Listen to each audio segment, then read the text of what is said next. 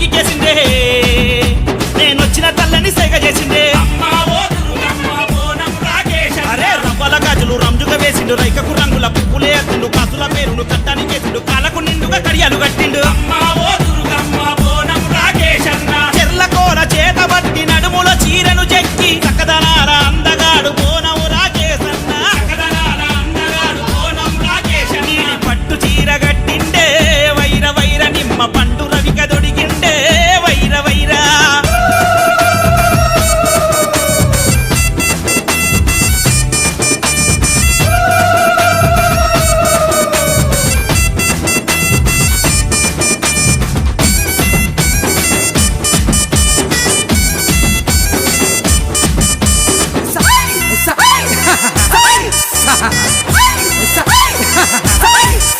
అరే గుట్ట మీద ముని రాజుని మొక్క ఎల్లమ్మ తల్లికి బోనమప్ప జప జమదగ్నికి చేతులెత్తి మొక్క మొక్కల మీద ఎక్కుతున్నాడే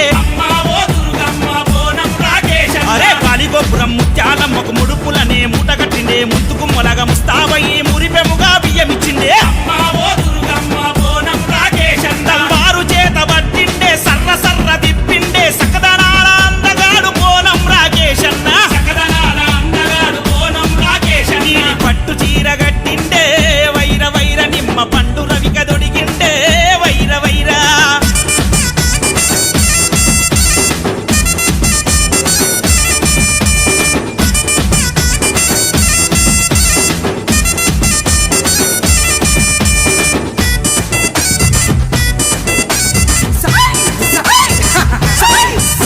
సంతాన గుండెంలో సానమాడుకొని సల్లని దుర్గమ్మ దీవనందుకొని భక్తుల కోటెలు దిచ్చగదుడు ఆనంద తాండవమాడుతున్నాడే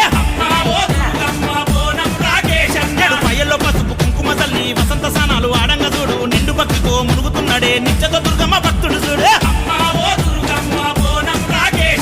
త్రిశూలం చేతబట్టి తీరొక్క పూజ చేసే సక్కదనాల అందగాడు బోనం రాకేశన్న నీలి పట్టు చీర గట్టిండే అసెంబ్లీలో చాలా సత్యవంతురాలు, చాలా మోస్ట్ పవర్ఫుల్ అమ్మవారు. ఇక్కడ బంగారు మైసమ్మ తల్లి పాదలక్షిత కోటి వందనాలు. అమ్మని చూద్దురండి.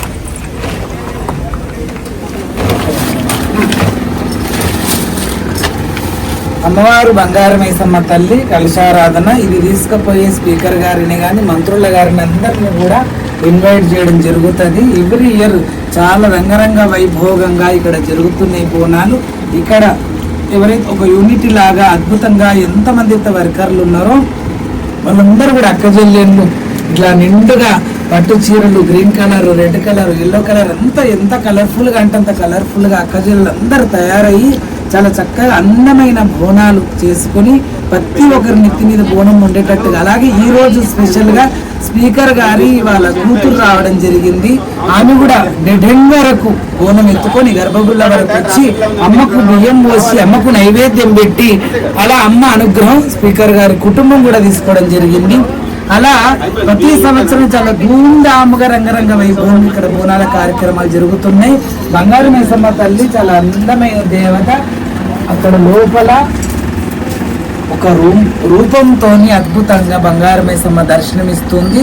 ఇక్కడ ఎంత ఎంకరేజ్మెంట్ చేస్తారంటే ఇంకోటి ఎక్కడ రవ్వగింద డిస్టర్బ్ చేయకుండా ఒగ్గు పూజారులు కానీ, పోతరాజులు కానీ, మా బోనం కానీ అద్భుతంగా అమ్మవారికి బోనం సమర్పణ జరుగుతుంది. ఇక్కడ ఎన్ని బోనాలు ఉన్నాయి చూడండి. ఇంకో విషయం, ఇక్కడ జలకడవ, ఆ జలకడవలో కూడా అఖండ దీపాన్ని తేవడం చేస్తారు. దాని పక్కకే ఘటంకుండ.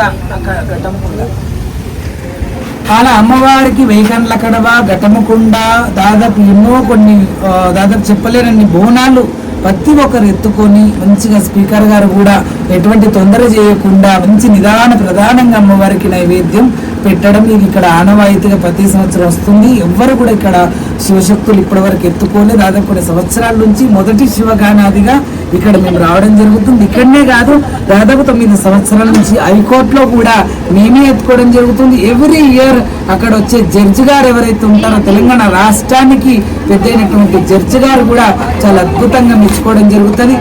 ఆ హైకోర్టు కాకుండా ఇంకోటి ఏంటంటే అసెంబ్లీ హైకోర్టు కాకుండా తెలంగాణలో చాలా పేరుగాంచినటువంటిది సెక్రటరియట్ లో కూడా అమ్మవారి ఏదైతే నల్లపోచం ఉందో ఆ అమ్మవారిని కదిలించక ముందు మాతోని బోనం పెట్టించిన తర్వాతనే విగ్రహాన్ని కదిలించి గుడి కూలగొట్టి సెక్రటరియట్ కట్టడం జరిగింది. సెక్రటరియట్ కట్టిన తర్వాత కూడా మళ్ళీ తిరిగి బోనం ఎక్కడైతే నాతోని పెట్టించి విగ్రహాన్ని కదిలించినారో అదే మళ్ళీ నన్ను తీసుకొచ్చి మళ్ళీ అదే అమ్మవారికి నాకే బోనం పెట్టడం కూడా జరిగింది. చాలా అద్భుతమైనటువంటి విషయం ఇది. అలా కొన్ని సంవత్సరాల నుంచి హైకోర్టు, సెక్రటరియట్, ఈ అసెంబ్లీ ఇవన్నీ కాకుండా 4 సంవత్సరాల నుంచి అస్సాంలో కూడా కామాఖ్యమ్మ 13వ శక్తిపీఠం దగ్గర కూడా తీయడం జరుగుతుంది. ఇలా అమ్మవారి అనుగ్రహం ఉంటే ఇంకెక్కడెక్కడనో తీసే అవకాశాలు ఉంటాయి. అక్కడక్కడ ఆ బోనాలు తీస్తే అక్కడక్కడ అక్క చెల్లెళ్ళు అందరూ కూడా చాలా ఫిదా అయిపోయి చూస్తుంటారు. మీ అలంకరణ బాగుంటుంది, మీ బోనం బాగుంటుందని. అందరూ సౌభాగ్యంగా ఉండాలి. ఇండ్లు లేని వాళ్ళకి ఇండ్లు ఇవ్వాలి ఆ తల్లి, సంతానం ఇవ్వాలి. సంతానం లేని వాళ్ళు కూడా మమ్మల్ని పిల్లలు కావాలని అడుగుతుంటారు, వాళ్ళకు కూడా సంతానం ఇవ్వాలి. కళ్యాణం కాని వారికి కూడా కళ్యాణం కావాలి. ఇండ్లు లేని వాళ్ళకి ఇండ్లు కావాలి. కొలువులు లేని వాళ్ళకి డ్యూటీలు లేని వాళ్ళకి డ్యూటీలు కావాలని మనస్ఫూర్తిగా జీవరాశులు, చెట్లు, మనుషులందరూ బాగుండాలని సర్వేజన సుఖినో భవంతు అని ఎప్పుడు అమ్మను కోరుకుంటూ ఉంటా. బోనం ఎత్తుకునే ఉద్దేశం, బోనం అమ్మవారికి నైవేద్యం పెట్టే ఉద్దేశం.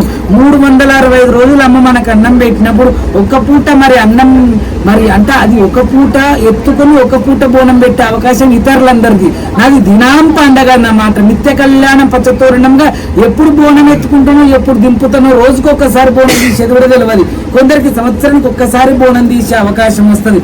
నాకు నిత్యం పచ్చతోరణం లాగా ఎప్పుడు బోనాలు ఎత్తుకుంటూనే ఉంటాం, ఎప్పుడు ఆడుతూనే ఉంటాం, ఎప్పుడు అమ్మతోనే మా జీవితం ముందుకు నడుస్తుంది. కాబట్టి అమ్మ సల్లంగా చూడాలా, అమ్మ కూడా వాళ్ళ కుటుంబంతో మంచిగా ఉండాలా. ఎందుకంటే దేవతలు మీరు మంచిగా ఉండరని ఎవరు అనరు. దేవతలు కూడా పరదాని కష్టాలు పడ్డరు. బంగారు మీసమ్మ ఏంది, పోషమ్మ ఏంది, ఎల్లమ్మ ఏంది, మస్తు కష్టాలు పడ్డరు దేవతలు. కాబట్టి వాళ్ళు సుఖంగా సంతోషంగా ఉండాలా. అలాగే భూ ప్రపంచాన్ని సల్లంగా చూడాలి. సునామీలు రాబోతున్నాయి, భూకంపాలు రాబోతున్నాయి, కరోనా మహమ్మారి రాబోతుంది, పంజాయి వదలనున్నది. కాబట్టి కరోనా మహమ్మారి అంతమైపోవాలి, సునామీలు రావద్దు, భూకంపాలు రావద్దు. ఇక్కడనే కాదు బయట దేశంలో కూడా చూపిస్తుంటే, జపాన్ కానీ మిగతా చూపిస్తుంటే చాలా బాధ అనిపిస్తుంది. ఎక్కడైనా మనుషులే కదా, అందరు మనుషులు బాగుండాలి. మనిషి అనేవాడు ఎక్కడెక్కడ ఈ ప్రపంచం మీద ఉంటాడో వాడు మూల అడవి ప్రాంతంలో ఉన్నా సరే, మన మాట అయిన వరకు అయినది ఈ వార్త మన వరదలోని మూల ప్రాంతం వరకు ఉన్న ఆ మనిషి కూడా మంచిగా ఉండాలని కోరుకుంటున్నా. సర్వేజన సుఖినో భవంతు.